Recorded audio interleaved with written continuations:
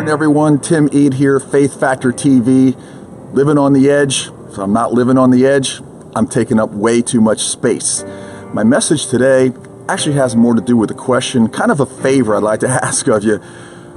Wonder if you could lend me, somebody out there, and I'm not sure that this is going to happen, but I'm going to ask anyway. If you could lend me some of your time, I'd like to borrow some of your time. Like how much? Like 10 years. If you could spot me 10 years, I'm going to put it in my time bank and I'll pay it back. Well, that's not going to happen. I could borrow some money, or you could borrow some money, and we could pay each other back, but we can't get time back. Not a day, not a second, and definitely not 10 years. So why do so many of us spend time living in the past?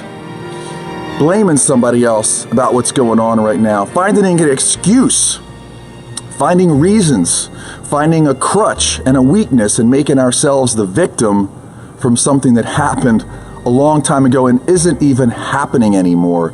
And the worst one of all to blame for all this is ourselves. I'm just telling you this from personal experience. I've done it. I'm not engaged in this behavior right now, and I invite you to disengage from this behavior right now. I heard a guy speak at an event some years ago, and it stuck in my head because the person was extremely successful, and he said to me something that I've adopted in my mind, and I'll share with you. There's only two reasons to go into the past, to really go into the past.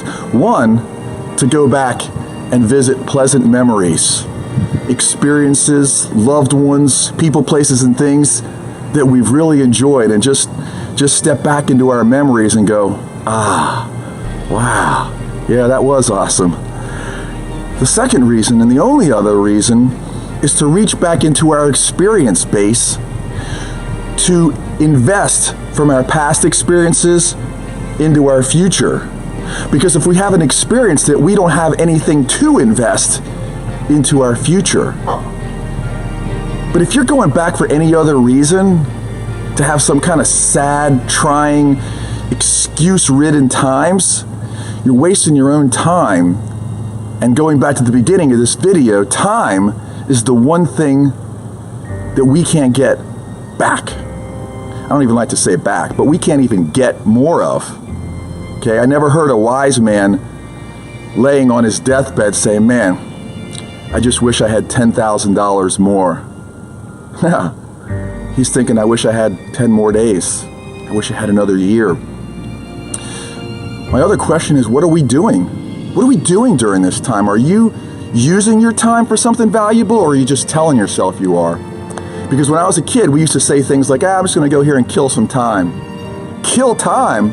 That's committing murder against the most valuable asset that you will ever have. I would even strike that from my vocabulary. I never use that expression.